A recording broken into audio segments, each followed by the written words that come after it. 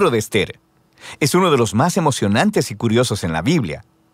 La historia se desarrolla más de 100 años después del exilio babilonio de los israelitas. Y aunque algunos judíos sí regresaron a Jerusalén, recuerda a Esdras y a Nehemías, muchos no lo hicieron. Así que el libro de Esther se trata sobre una comunidad judía viviendo en Susa, la ciudad capital del antiguo imperio persa. Los personajes principales en esta historia son dos judíos, Mardoqueo y su sobrina Esther. Y luego tenemos al rey de Persia, quien es el borracho pusilánime de la historia. Y luego tenemos al oficial persa, Amán, el astuto villano. Este es un libro curioso en la Biblia, principalmente por el hecho de que Dios nunca es mencionado ni una sola vez, lo que podría parecerte un poco extraño. Quiero decir, ¿no trata la Biblia acerca de Dios? Pero esta es una técnica brillante del autor, quien por cierto es anónimo. Es una invitación para leer la historia buscando la actividad de Dios, y hay señales de ella por todos lados. La historia está llena de, entre comillas, coincidencias muy extrañas y giros irónicos, y todo esto te obliga a ver el propósito de Dios trabajando, pero detrás de escena. Profundicemos la historia. El libro inicia con el rey de Persia organizando 2 banquetes elaborados que duran un total de 187 días, y todo es para mostrar su grandeza y esplendor.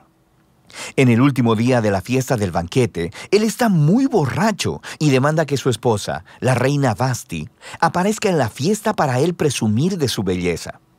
Ella se niega y en su furia borracha, el rey repudia a Vasti y establece el ridículo decreto de que todos los hombres persas deben ahora ser los amos de sus propias casas.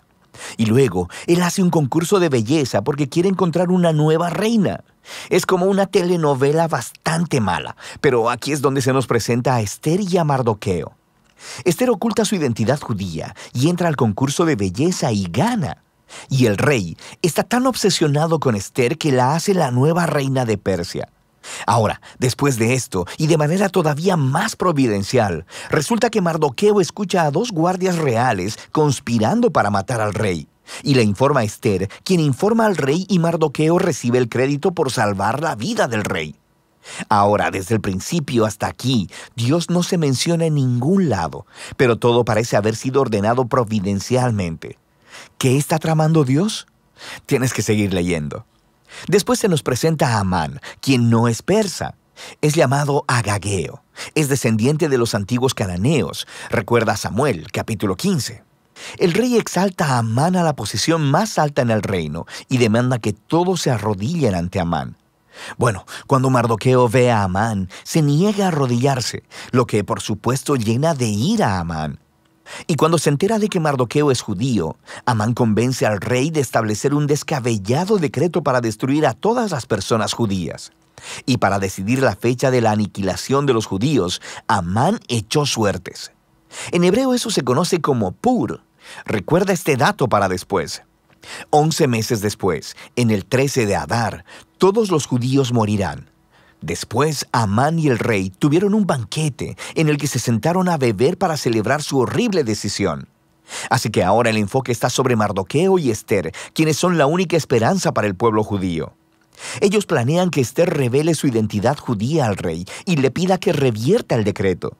Pero dirigirse al rey sin ser requeridos por él es, según la ley persa, una acción que merece la muerte. Así que en una declaración clave, Mardoqueo está seguro de que incluso si Esther se mantiene en silencio, la liberación de los judíos vendrá de algún otro lugar. Y luego Mardoqueo se pregunta en voz alta y dice, ¿quién sabe? Quizá fuiste hecha reina para este mismísimo momento.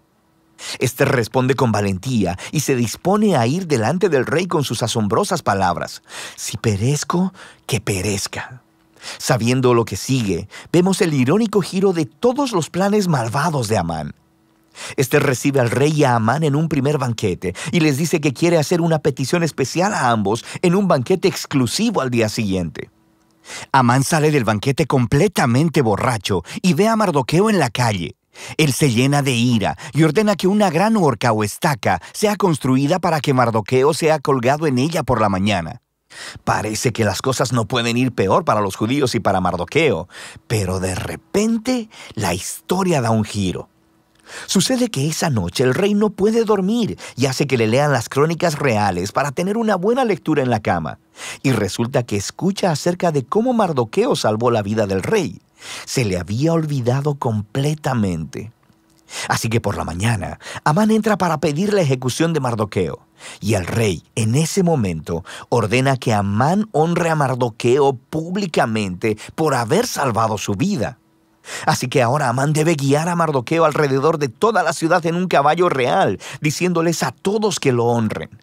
Este momento, la historia da un giro a todo el libro. Comienza la caída de Amán y el ascenso de Mardoqueo al poder. Mira cómo sucede.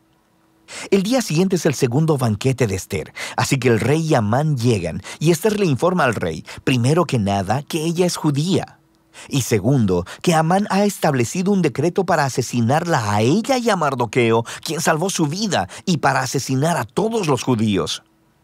El rey había bebido mucho, así que cuando escucha estas noticias, vuelve a desatar su furia borracha y ordena que Amán sea colgado en la misma horca o estaca que hizo para Mardoqueo.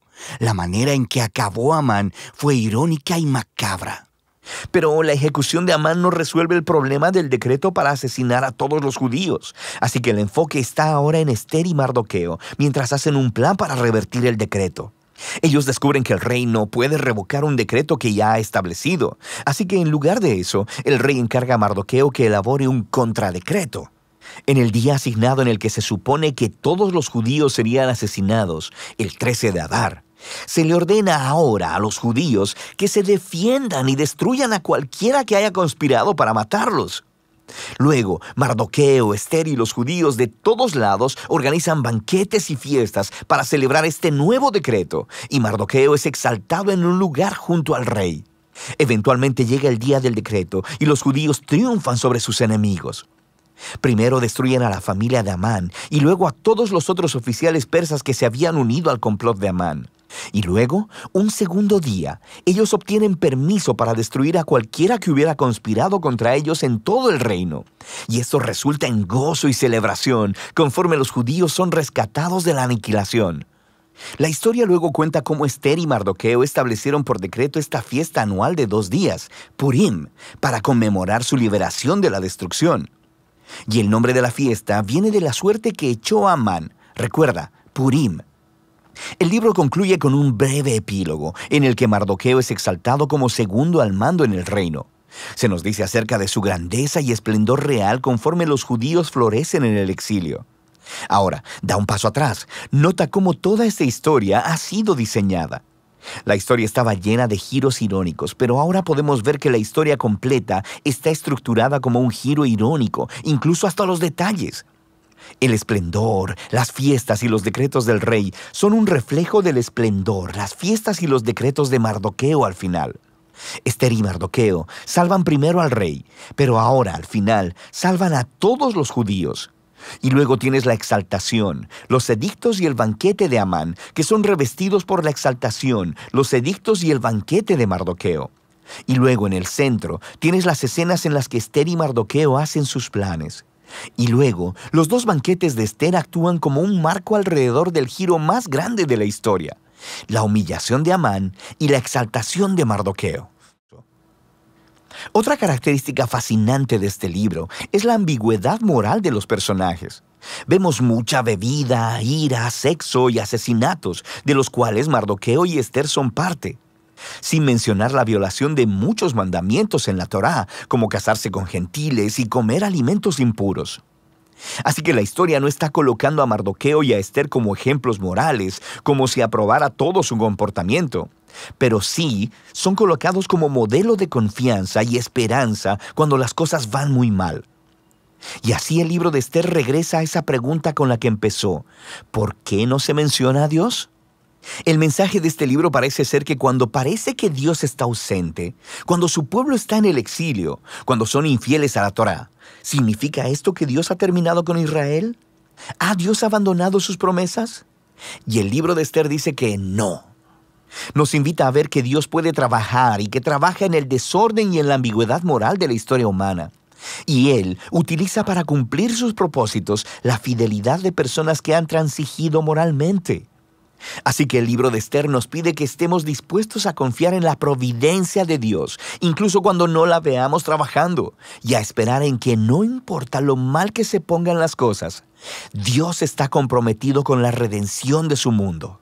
Y de eso trata el libro de Esther.